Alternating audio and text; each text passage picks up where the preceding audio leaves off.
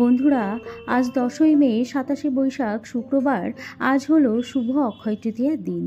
এই দিনটিকে বছরের অন্যতম শুভ দিন বলে গণ্য করা হয়।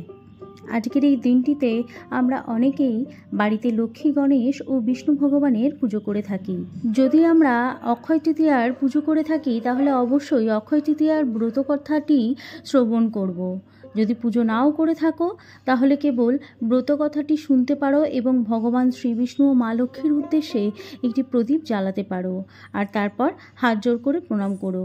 আর এতেই অক্ষয় তৃতীয়ার পুণ্য লাভ করা যায়। নমস্কার বন্ধুরা, আমি রিয়া।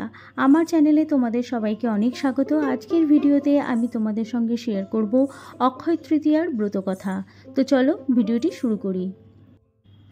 কুরুক্ষেত্রের যুদ্ধ সবে শেষ হয়েছে, ধর্মরাজের প্রতিষ্ঠা হয়েছে, কিন্তু সিংহাসনে বসেও মনে শান্তি নেই মহারাজ যুধিষ্ঠিরের।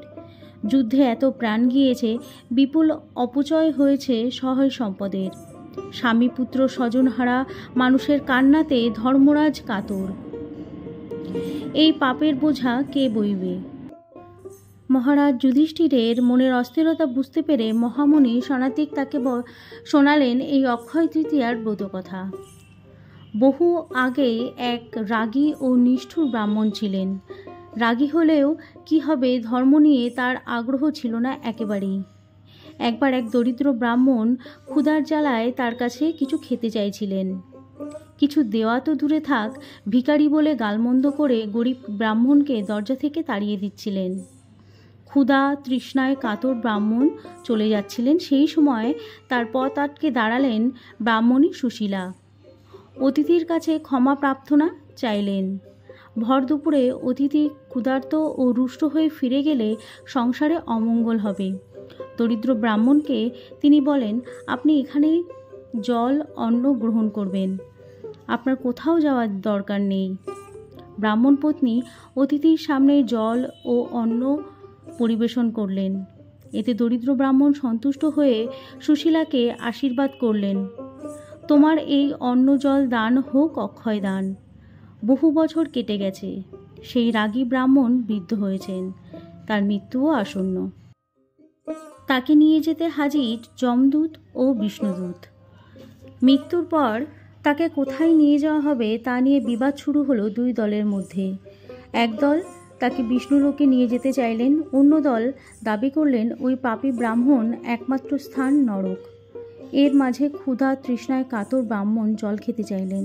যমদূতরা তাকে অতীতের কথা স্মরণ করিয়ে বললেন, একদা তুমি এক দরিদ্র ব্রাহ্মণকে জল না দিয়ে তাড়িয়ে দিয়েছিলে, তাই তুমিও জল পাবে না।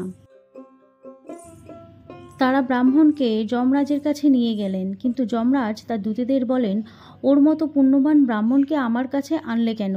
বৈশাখ মাসের শুক্লা তৃতীয়া তিথিতে এই ব্রাহ্মণ পত্নী তৃষ্ণার্ত ব্রাহ্মণকে জল ও অন্ন দান করেছিলেন। এই দান অক্ষয় দান।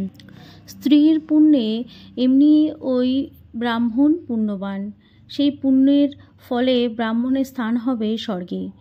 কাহিনী শেষ করার পর শতাধিক মুনি যুধিষ্ঠিরকে বলেন, মহারাজ, বৈশাখ মাসের শুক্লা তৃতীয়া তিথিতে ব্রাহ্মণকে বা দরিদ্র মানুষকে অন্ন বস্ত্র জল দান করলে যাবতীয় পাপ থেকে মুক্তি লাভ করা যায় এবং পুণ্য লাভ করা যায়।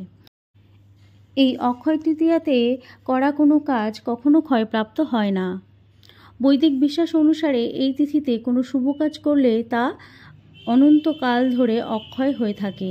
তাই মহারাজ, এই দিন এর প্রতিটি কাজ অত্যন্ত সাবধানের সঙ্গে করা উচিত। কোনো খারাপ কাজ কুকথা মুখে আনতে নেই। তাই এই দিন যতটা সম্ভব মৌন থাকা উচিত। পূজা দান ধ্যান করা উচিত।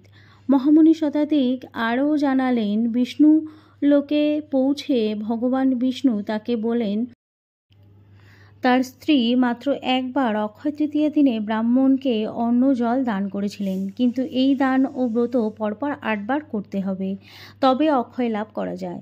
এই বলে ব্রাহ্মণকে ভগবান বিষ্ণু অক্ষয় তৃতীয়ার ব্রত পালন করতে হবে বলে পুনশ্চ মর্তে পাঠালেন।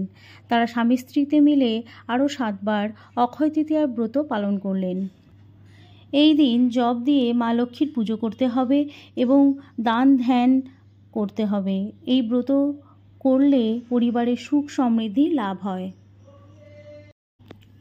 তো বন্ধুরা, এই ছিল আজকের ভিডিও। আজকের ভিডিওতে আমি তোমাদের সঙ্গে শেয়ার করলাম অক্ষয় তৃতীয়ার ব্রত কথা।